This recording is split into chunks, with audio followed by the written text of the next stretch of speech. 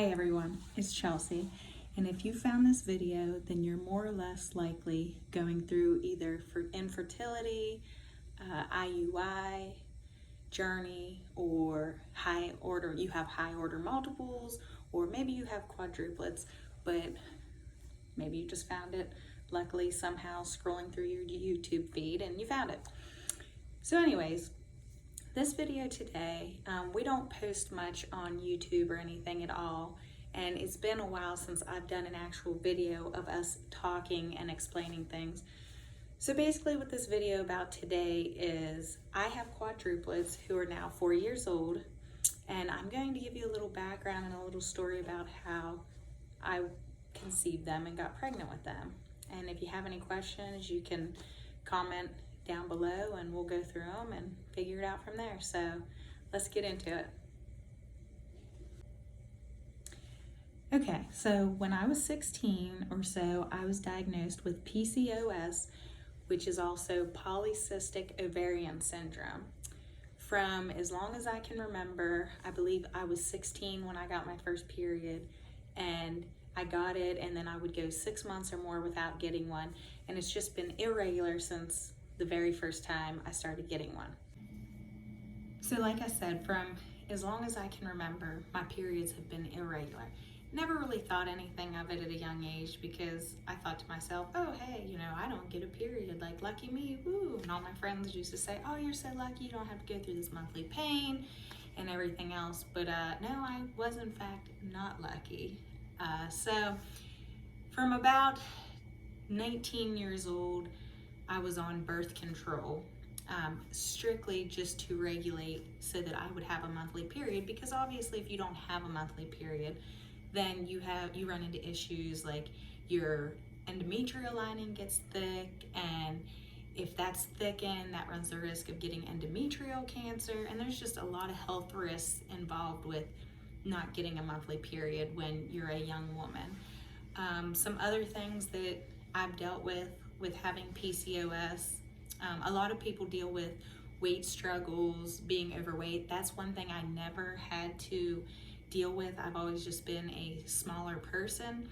But one thing I did have to deal with, and I still deal with now, and I will forever, is I have, my hair is very fine and thin. It always has been. It's hard to do things with it, so I do wear it up a lot, just because that's easier for me. But I also have dealt with hormonal acne for as long as I can remember. I first started breaking out around 16, and the doctor would tell my parents, oh, she'll probably have acne until she's about 25. That's just how some people are. So I started on a medication called Accutane when I was 19 years old, and I did that for 5 months. And if you read up on Accutane, it has a lot of severe side effects. You really need to read up on it, and when a woman takes it, there's a lot more that goes into it and a lot more that it entails, as opposed to if a man was to go through it, because it can mess with you if you get pregnant and you're on it. It can do a lot of things to the unborn child, and it's some pretty scary stuff. So I went on that for 5 months, and I had horrible acne on my back and in my chest, severe scarring. But I went on that for 5 months, and it cleared me up. I had flawless skin. It looked amazing, and it totally transformed my looks. And so probably about 2 years later, my acne started coming back, and that's not really normal for people that go on Accutane. Normally they do it one time and they're clear for the rest of their lives for the most part. And you have that small percentage that do get the acne that returns. So when I was probably 21, I guess, I went to the same dermatologist that I had gone to when I was 19, and he put me on another round of Accutane. Well, you have to also get monthly labs when you're on that to monitor your kidney function and your liver function, because it can be hard on that. But I was on it for about 2 months, and something happened with my liver, and my numbers and stuff were all off. So he took me off of it.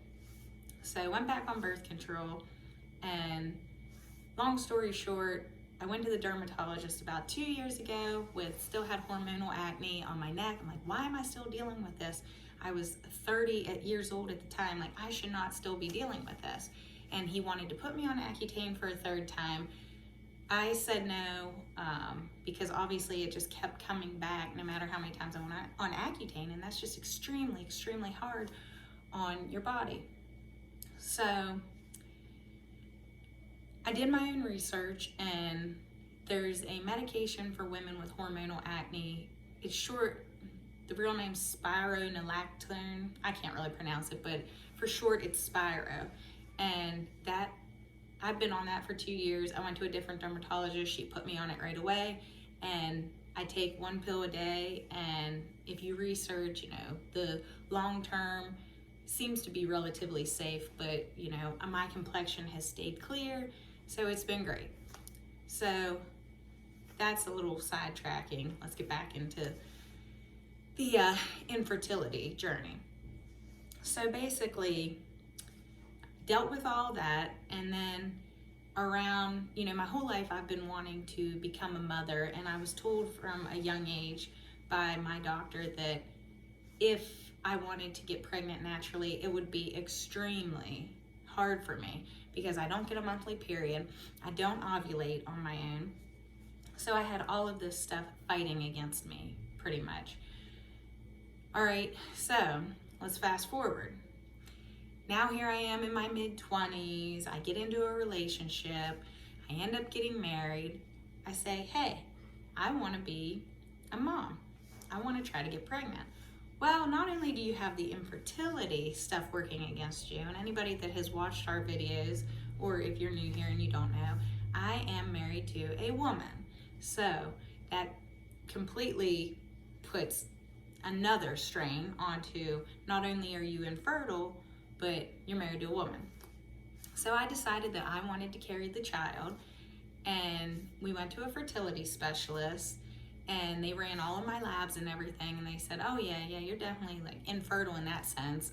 You don't ovulate, just everything that has to pretty much line up for a woman to get pregnant, you don't have. I didn't have it. So one thing that did work in my favor was when they would do these weekly ultrasounds of your, to check your ovaries and stuff, they said that my ovaries were producing like a great amount of eggs, healthy in that part, you know, part of it. So pretty much we started the fertility testing, and we decided to go for our first cycle, which was, we did IUI, which is intrauterine insemination. It is completely different from IVF. A lot of people that know our story think that we did IVF, and we did not.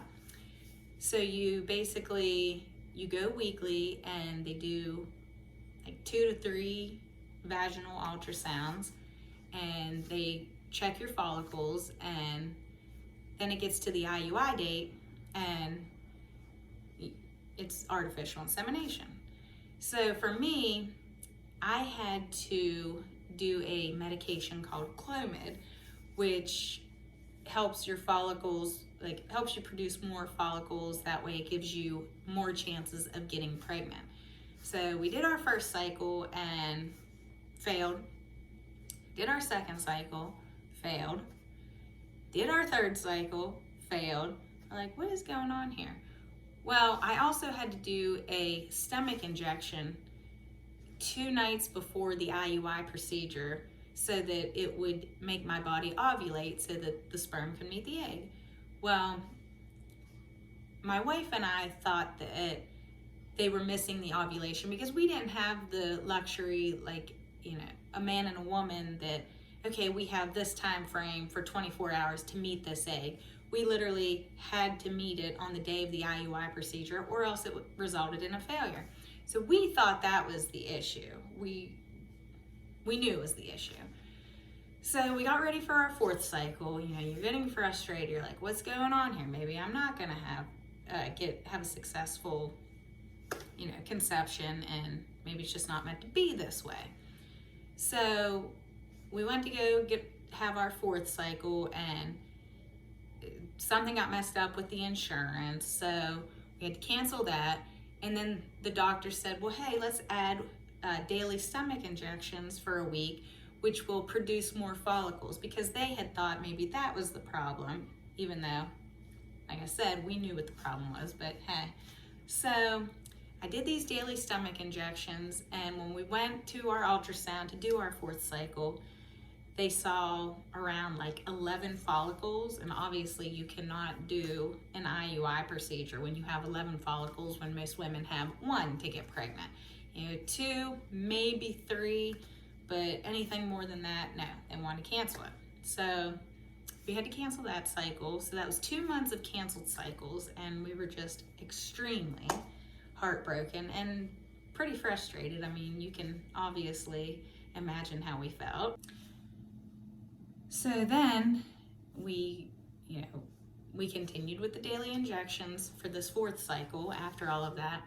And when I went to my ultrasound about 5 days before the IUI procedure, I had 2 mature follicles, and everything was good to go. They said, okay, you have 2, you may have twins, but 2 is great, they're mature, great. So about 2 days after that, and I believe it was either the night before the IUI or 2 nights before the IUI, we had to go have another ultrasound just to check everything out with the follicles. And there were 4 follicles at this time, but the lady, that was doing the ultrasound, she reassured us that the other 2 follicles, they're so small, they'll never mature in enough time before you have your IUI procedure to even worry about those eggs potentially taking and getting pregnant. So we're like, okay, yeah, cool, sounds good. So we go and do the IUI procedure, and I just knew this 4th cycle that I told my wife, I said, something feels different, like my body's doing different things that it didn't do the first 3, like I definitely feel like I'm ovulating, and I just knew during the procedure that it was going to take, and we were going to have a positive pregnancy out of this 4th cycle. So we did that. And also, one thing to add, if this IUI procedure would not have worked out and would have resulted in a negative pregnancy, our next step would have been IVF, and my insurance would cover 2 things of IVF, and then if it didn't take, then we would have to pay for the IVFs that we would do in the future. So the clock was really running out, and our options were really getting thin at that point. So we were definitely very nervous about what the future had held. So anyway, so we get that 4th IUI, and like I said, my body, like I could just tell things felt different than they did the first time. So I started having really bad cramping about 3 days after, and it was pretty severe. I'm like, what is going on here? So most women test for pregnancy, and we were told to test on day 14 or 15 after the IUI procedure.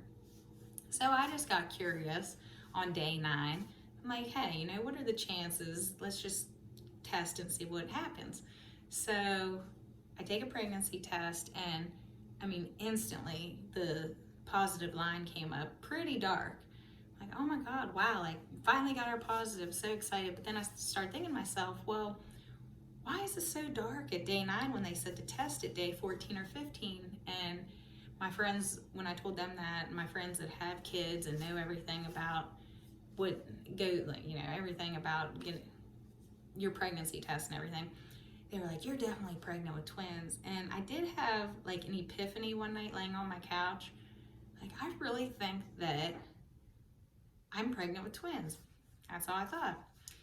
So we go to get our blood test to confirm the pregnancy at the fertility clinic, and the nurse practitioner calls me, and she says, this was a few hours later, she's like, well, we got a positive blood test, you're definitely pregnant, and your levels are, it was like 798 on day 14 or 15, and I researched that most women show up like in 300s.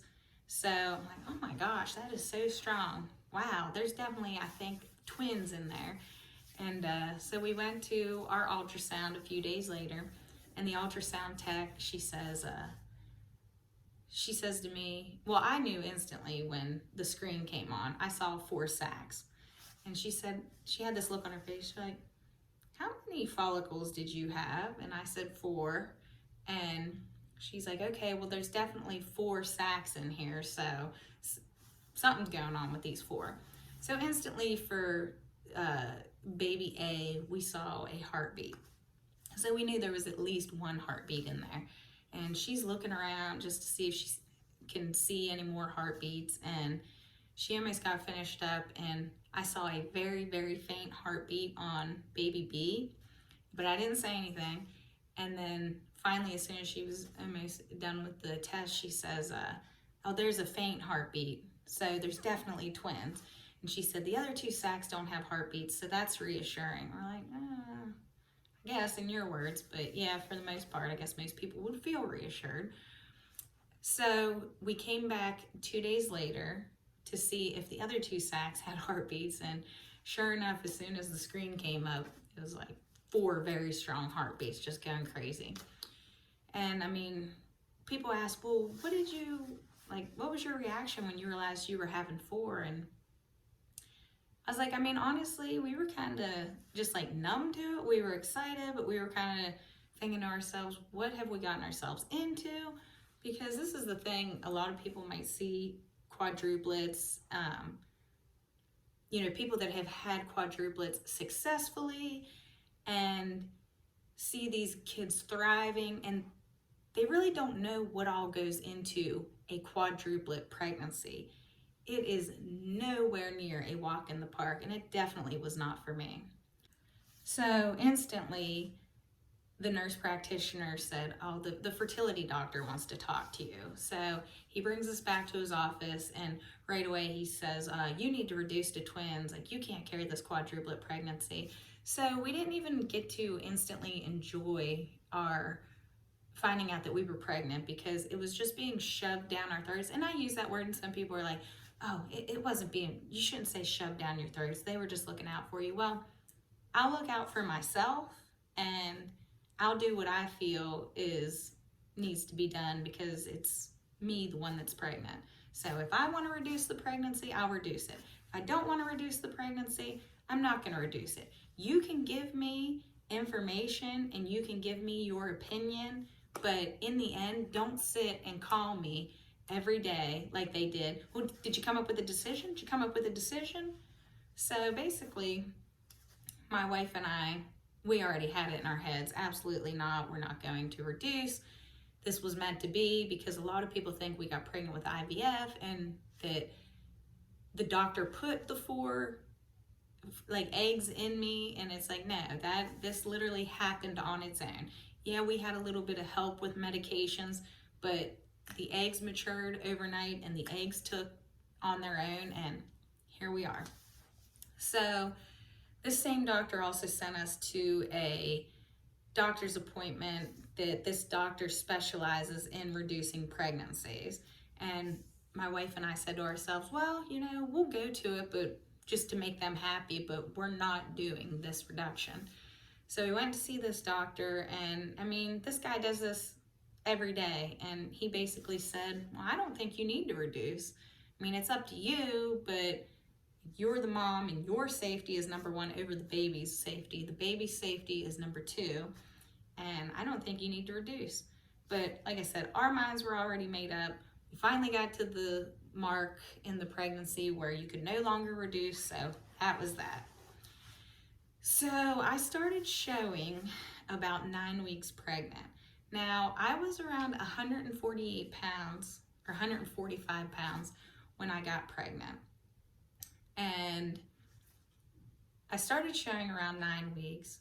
And to me, this was, kind of shocking, because a lot of people don't show until around 20 weeks. It all just depends on your body size. But around 6 weeks pregnant, everything was fine. And then one day I was coming home from work and I had to pull off on the side of the road. I was just so sick and nauseous. I'm like, oh my gosh, did I eat something? Not even thinking, well, duh, you're pregnant, and you're pregnant with 4 babies, so it's probably related to that. But from 6 weeks until 16 weeks, I had what's called hyperemesis gravidarum. I don't know if I'm pronouncing that right. I just called HG. It is extreme pregnancy sickness. A lot of people say, oh, well, I had morning sickness. No. This is, you literally throw up and you're so nauseous, but the nausea is mixed with extreme pain. And this is 24/7. It does not give up. It is one of the worst things that I ever had to go through. And like I said, it is 24/7, just nonstop. So it was so bad that in a month, I went from 145, 148 pounds to about 120 pounds. My clothes were just hanging off of me. I also had to go to the emergency room multiple times to be hooked up to an IV because I was so dehydrated, because I literally could not keep anything down. I couldn't even look at food. I couldn't read anything about food. If I was on social media going through and reading and somebody posted a picture of a beer or a picture of food, I instantly would throw up. Like, it is so bad. And if you research HG, or you know somebody that has had HG, you'll know 100% what I'm talking about. Like, it is bad. So it also got to the point where I had to get a PICC line catheter put into my arm that goes in the direct vein to your heart to bypass your organs and everything. And it's a more permanent fix than an IV. You know, an IV's got to be changed every couple days or whatever, and this PICC line's more permanent. So our local cancer center, my wife and I had to go there 4 or 5 days a week for like 6 hours each time to get IV fluids through the PICC line catheter and Zofran through the PICC line catheter. And I mean, that's how we spent, 8 to 10 weeks of the pregnancy. I was so sick that she had to wheel me in a wheelchair because I couldn't even walk. That's how sick I was. So we did that, and I kept reading that around the second trimester was when the HG symptoms would lift up and you would somewhat get your appetite back and you wouldn't have that nonstop 24/7 nausea. So when I look back, the only thing that got me through those times was literally knowing that I had to survive for these babies that were cooking in me, because it was horrible. I mean, I don't even know how else to say it. So we got to around the second trimester, and literally it was like a miracle. It started letting up, and I'd say my appetite went from negative 1,000% to about 70%. I could eat some small portions of things. I could drink. So I finally had the PICC line removed. So then I had to go see a high order multiples / high risk doctor about an hour away, because our local health system doesn't have doctors that specialize in that. Nobody wanted to even touch me because of the quad pregnancy. So we went up there, and I would go up there weekly and have ultrasounds just to make sure everything was going good. And I would have labs done, and we, about a day before I turned 19 weeks pregnant, we had my baby shower, and we also had a gender reveal. And if you go to our channel, you can see the gender reveal video from that day. But you can't really tell in the video, but I mean, I'm showing pretty good for being almost 19 weeks. So we had our gender reveal, and the day of, I remember I was walking around, not a lot, but my one aunt said to me, oh, you really shouldn't be walking around that much. I'm thinking, well, I'm only like 19 weeks pregnant. Then I think back, I'm like, well, Dad, you had quads though, But I remember that day I had so much pressure in my uterus and just in general, but I didn't think anything of it. I'm like, hey, my stomach's just stretching my insides from having 4 babies and 4 placentas. So the next day was my weekly ultrasound and follow up with my high-risk doctor. And we do the labs, we do the ultrasound, and I'm waiting in the room for the doctor to come in, thinking about, hey, I'm gonna grab a hot dog on the way home at this gas station that we always stop at, blah, blah, blah. And he comes in and he tells me, well, you're being admitted to the hospital today. Your cervix is barely even there. You barely have anything left of your cervix. And I mean, the cervix is what is basically holding these babies in. Like, oh my God, like, are you serious? This was exactly 19 weeks pregnant. So they get me up into the room, they get me hooked up to everything, and they start doing labs, get an IV put in and everything. And once things calmed down, I remember looking at my wife, and she was, you could just tell we were both kind of in shock, like, oh my God, is this really happening? Well, then they come in and say, oh yeah, and you're contracting. Oh my gosh. Because you want a pregnancy to get to at least 24 weeks, but that's still early. And here we are at 19 weeks. So I got admitted at 19 weeks, and I literally did my strict bed rest to where we couldn't even leave the floor. I didn't go outside for 2 months. Like, I could walk around the floor for a little bit, but they also didn't want me walking around because the further the pregnancy went along, like, the more pressure, because obviously my stomach was getting bigger, the babies were getting bigger. So it was very hard. And yet again, another thing, the only reason I was able to get through that is because I had to look at the light at the end of the tunnel. I had to psych myself into, hey, you have to do this for these babies. Like, look at what all you've been through. Look at what they've been through. They've defied the odds to even be here. You were told you weren't even going to get pregnant. Now you have 4. Everything that had led up to that point. So I had to push myself mentally. And it was tough. It was extremely tough. But in the end, I'm so glad that I was able to just keep pushing forward.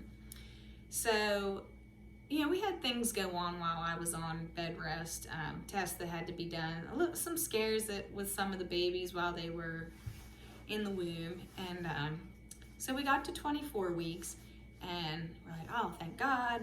Nobody thought we would get here, but they need to continue cooking longer because, we need to get past this 24 weeks. And then the big day, the day that I had the babies. I was 25 weeks and 6 days pregnant.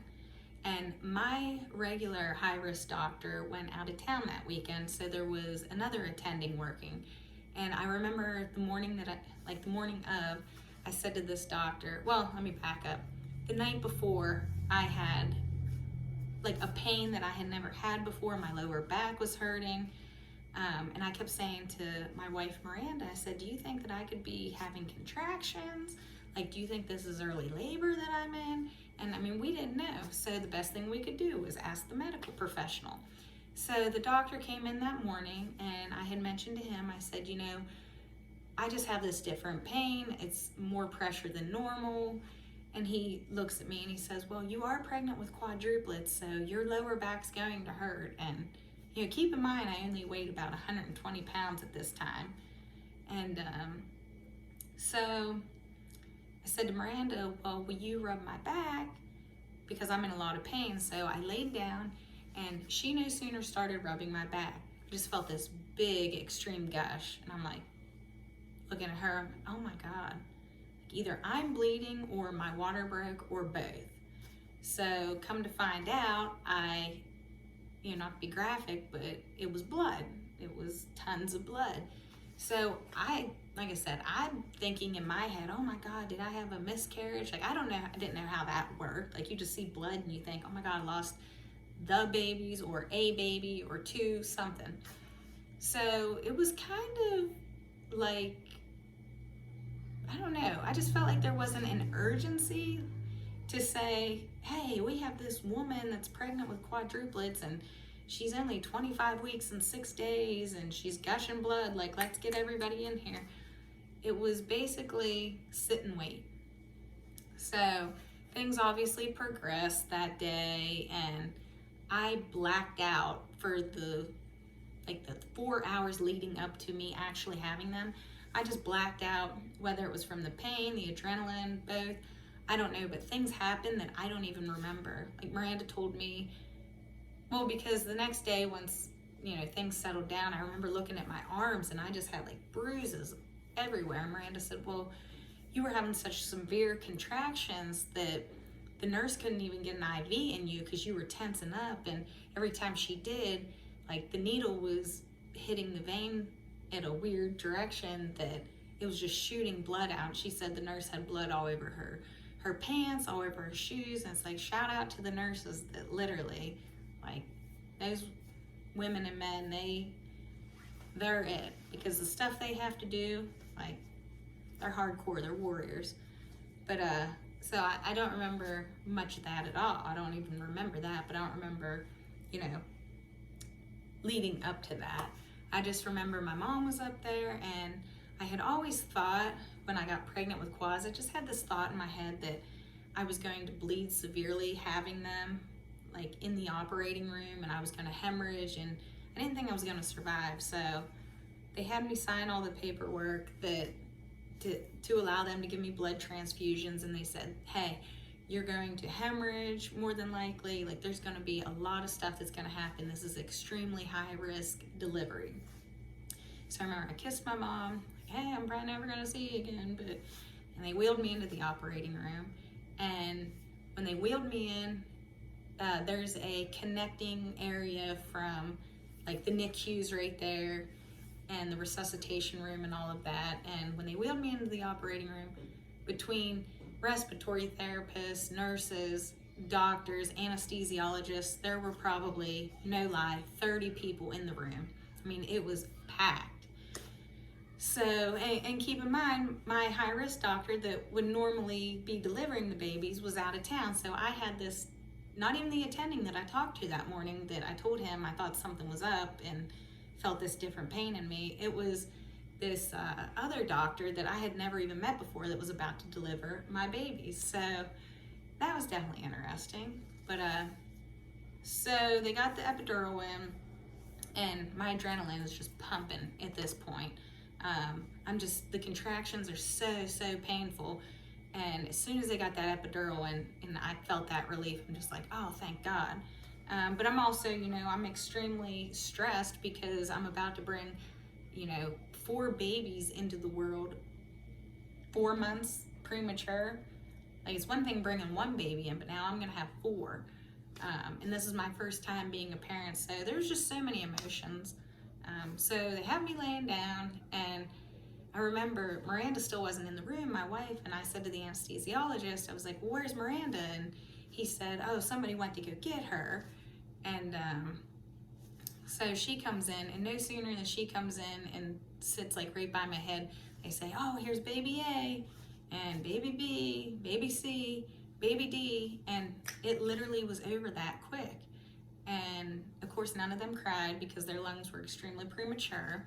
So one of the nurse practitioners from the NICU, the neonatal intensive care unit, she comes out and gets Miranda and takes her back into the resuscitation room, and Miranda got a couple pictures of them, and Miranda comes back out, and I just said, you know, well, how are they? And she said, like, you know, they're resuscitating them. They got them on the ventilators. Like, they're doing good, but, you know, it is what it is. And she said, but they have so much hair. And I'm like, oh my gosh, like, that's crazy. But, so, yes, so that is my infertility story, my pregnancy story, and then the day that I had them.